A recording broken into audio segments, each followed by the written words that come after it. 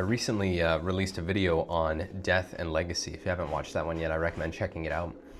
But one of the things that I mentioned in that video is how I feel a little bit disappointed in how little my grandfather and my great-grandfather left for me. And I guess how my other ancestors also left very little for me. Now, I have some compassion for them because I'm sure that of all the Weisses that have lived, my life is probably the most easiest so far. And they probably had challenges in their life that I couldn't even imagine facing.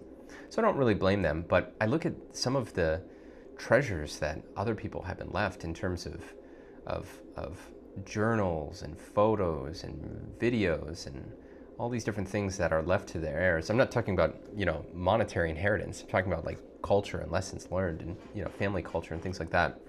I wish that they left more for me. And my intention with my life is to try to leave my descendants a treasure of things that I've learned in videos. I'd like them to know, who I was and how I lived and what I did and what I thought and what I learned. And my intention in doing this is to not make myself important, but rather my intention is to serve them, right? I don't really want glory. I would love to be of service, and if I could help my descendants avoid some of the mistakes that I've made, or learn things faster than I did, or just help them to live a happier life. I would like to do that. And I think that that's possible for me to do that, just like I think it was possible for my ancestors to do that for me. So in today's video, I am going to introduce the 3 treasures that you leave for your descendants. Welcome everybody to the Ryan Weiss Show. My name is Ryan Weiss. Thanks for watching this video. If you're new to the channel, I'm doing a video series here called Lessons for My Kids, where each week I'm recording a lesson that I think it's very important for my kids to learn by the time they become adults.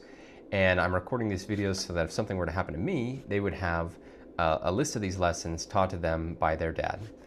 And I'm publishing them because I think other people might find them helpful or interesting too. So, like I mentioned earlier, today I'm talking about the 3 treasures that you leave for your heirs. This is not an original idea. Or is there such a thing as an original idea? But I can tell you exactly where I got this idea. I got this idea from Jim Rohn. Jim Rohn was a motivational speaker in the 80s and 90s, and I really enjoyed, and I still do really enjoy, listening to some of his seminars and tapes. And one of the things that he teaches are that there are 3 treasures that you leave to your heirs. He has identified them as, number 1, your library, number 2, your journals, and number 3, your photographs. And he goes into explaining why those 3 things in particular. And he also makes a joke that your heirs will certainly find this a lot more valuable and interesting than your couch. Given that he was primarily a motivational speaker in the 80s and 90s, I think that technology has expanded a lot of these categories, and I want to talk a little bit about the expansions of each category and why I think each category in particular is valuable. So the first category that he listed was your library. Now, the reason that he suggests that you should leave your library is because if you find books that are particularly impactful, inspire you, teach you, move you, you are doing your heirs a service by collecting those books and sifting out some of the ones that are maybe lesser quality. I know that when I read a book, I have read some really high quality books and I've read some really low quality books. And so if I can save my heirs some time by just culling out the low quality books and handing them a pile of high quality books, I would love to do that. Now, I would expand this into any media that teaches, inspires, or informs you. So I would suggest that it's not just books that you can collect, but you can also collect movies, songs, podcasts, videos, pretty much any form of media that you find to be inspiring, educational, motivational, impactful. You should collect that for your heirs, because if it's having that effect on you, there's a good chance that it'll have that effect on your heirs as well. and you could save them a lot of time by making it so that they don't have to go through the same media filtering that you did. You can just give them the cream of the crop, and I think that that's a service that you could do to your heirs. Now, number two, your journals. If you aren't currently journaling, I would suggest that you start. I myself have been an on again, off again journaler for many years, maybe 12 years now. I think I started journaling when I was 15 or 16. And I now have a collection of 5 journals filled with my thoughts, experiences, emotions, lessons learned, things that happened, things that I was doing that day. And I anticipate, first of all, these journals are really valuable to me. If my house is burning down, there's a good chance I would try to save my journals, because they teach me a lot about myself. They allow me to sort of see the where I was, where I'm going. And one of the most powerful things about my journals is that they've allowed me to oftentimes identify a loop that I'm stuck in that I'm not consciously aware of. So I'll journal about something, and then I'll journal about it again, and then I'll journal about it again. And then only by reading my previous journals do I recognize that I'm running into the same pattern. So that's extremely powerful. But I also anticipate that my journals will be very valuable to my heirs, because it's a window into my psyche, right? It's my personal thoughts, my personal beliefs, what I'm worried about, what I'm excited to do. And man, if I had a journal from my great-grandfather, I would find that incredibly valuable. What was life like in 1940, and what was he doing, and what was he thinking, and what was he worried about, and why? Man, I would find that so valuable. So your journals is something very valuable that you can pass on to your heirs. And I would expand this into pretty much any media that you produce. So for me, I consider these videos to be sort of a video journal, right? The lessons that I would like my kids to learn. And so this is something that I intend to pass on to my heirs. And then it could be, pictures that you've drawn, art that you've made, just pretty much any media that you produced, you can pass on to your heirs. And then finally, the number 3 thing that Jim talks about passing on are photographs. And it's probably self-explanatory why photographs are valuable, but they show what life was like for you, right? What happened? Where'd you go? And who'd you see? And what'd you do?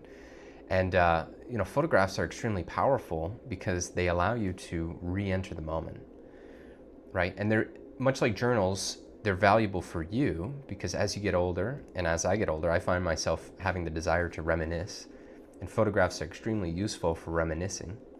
But then they'll also be very valuable to your heirs. Now, Jim wasn't around when there was technology, right? So I would expand photographs to also include videos that you make. And thankfully now, we live in a time where we have smartphones. So the excuse to not take photos and videos, I think, is the weakest it's ever been. And I would encourage you, and I encourage myself, and I encourage everyone to take as many photos and videos as possible, because I think these will be incredibly valuable to you, and they will also be incredibly valuable to your heirs. They tell the story of your life. Who were you? Where did you work? What did you do? Who did you see? Why? It's a treasure. So I would suggest thinking about those 3 treasures in terms of legacy. Think about your library, think about your journals, think about your photographs. And I have a couple other quick pieces of data on the value of these items. So first of all, on maintaining a library, Mariah Evans at the University of Nevada did a 20-year study across 27 different countries, and found that kids who are raised in households that have 500 or more books averaged about 3 more years of education than households that had no books. Now, that could be correlation rather than causation, but hey, I still, if I can create some kind of correlative effect, I would like to. So it seems that being raised in a household with a lot of books has a positive impact on kids. And then the other study that I'll mention, Marshall Duke and Robin Fishva at Emory did a study that showed that kids who scored higher on their Do You Know family history scale showed higher resilience and self-esteem. So kids who know their family history better score higher on self resilience, or show higher resilience and higher self-esteem. And photos and videos can be excellent for telling the story of your family. So ultimately, I would like to do something different than my grandfather and my great-grandfather. And, again, not to criticize them too harshly, I have a lot of empathy for, what it was like growing up in the early 1900s, right? But I feel like I have the opportunity now to really invest in future generations. And I intend to do that by curating a really great library, leaving a lot of journals, and taking a lot of pictures and videos. And I would love for them to know me and know what I learned and the mistakes that I made and the hopes that I had. And hopefully my life can be of service to them. Thank you very much for watching. This has been The Ryan Weiss Show. If you have any comments about this video, I'd love to hear them down below. And if you haven't subscribed to the channel, please consider subscribing. Have a great rest of your day.